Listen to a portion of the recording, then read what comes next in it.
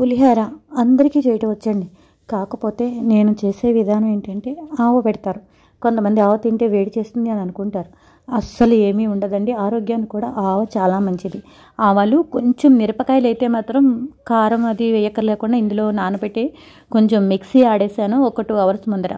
అందులో కొంచెం ఆయిల్ అయితే మాత్రం వేసాను. ఎందుకంటే కండ్ర ఎక్కకుండా ఉంటుంది అని చెప్పేసి ఆవ అయితే పక్కన పెట్టేసాను మిక్సీ ఆడేసి. నెక్స్ట్ కొంచెం పోపు ఏంటి శనగపప్పు, మినపప్పు ప్లస్ వేసిన గుళ్ళు ఇవన్నీ కూడా వేయించుకొని పక్కన పెట్టాను. ఫస్ట్ వేయించాను, లాస్ట్ కలుపుతాను. నెక్స్ట్ రైసు, మీకు పులిహోర అంటే రైస్ ప్రిపేర్ చేసుకొని ఉంచుకుంటాం కదండి. ఇవాళ రైస్లో కొంచెం కరివేపాకు వేసేసి ఆయిల్ వేసేసి పక్కన పెట్టేశాను.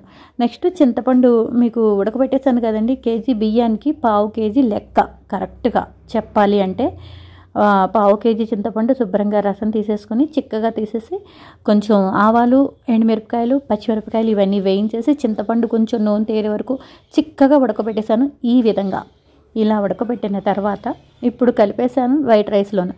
ముందర ఇలా రైస్లో కలిపేసుకున్న తర్వాత ఏంటంటే పులుపు అంతా శుభ్రంగా రైస్ పీల్చేస్తుంది.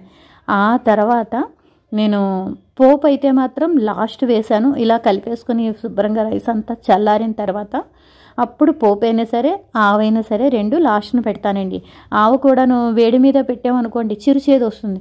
అందుకని అది కూడా కాకుండా లాస్ట్ని పెడతాను అనమాట. పోపు అయితే మాత్రం లాస్ట్ని వేస్తాను. ఎందుకంటే రోస్టెడ్గా ఫ్రెష్గా ఉంటుంది. మనం ఎప్పుడు పులిహోర పట్టుకెళ్ళినా సరే పొద్దున్న వెంటనే వేడి మీద కలిపేస్తే మెత్తపడిపోతుంది పోపు. అందుకని నేను లాస్ట్ని కలుపుతాను. ఎందుకంటే ఫ్రెష్గా ఉంటుంది ఎప్పుడు తిన్నా సరే. ఈ విధంగా అయిపోయింది అనమాట. నెక్స్ట్ ఏంటంటే ఆవు అయితే మాత్రం కొంచెం ఇంగు కూడా నేను లాస్ట్ని వేసానండి.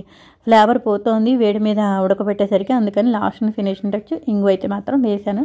చాలా బాగుంటుంది. ఆవు కూడా లాస్ట్ని కలిపాను. పూర్తిగా చల్లారిపోయిందండి. అప్పుడు కలుపుకుంటారు. ఏదైనా సరే కందాబచ్చల కూర అయినా సరే, ఇలా ఆవు పెట్టే కూరలు ఏదైనా సరే, పనస పట్టు కూర అయినా సరే ఇలా లాస్ట్ని అయితే మాత్రం ఆవు లాస్ట్నే కలుపుతాను అనమాట. వేడి చల్లారిన తర్వాత చాలా బాగుంది టేస్ట్ అయితే మాత్రం.